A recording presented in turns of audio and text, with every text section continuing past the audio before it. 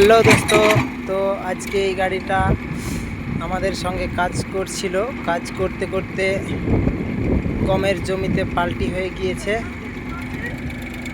তো তাকে জেসিবি দিয়ে তোলা হচ্ছে।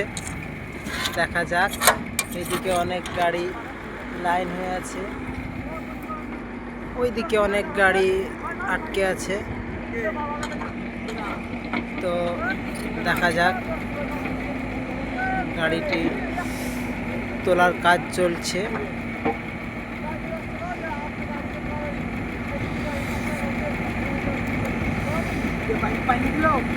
খুব খারাপ জায়গা, সাইডে জায়গা নাই, সেই কারণে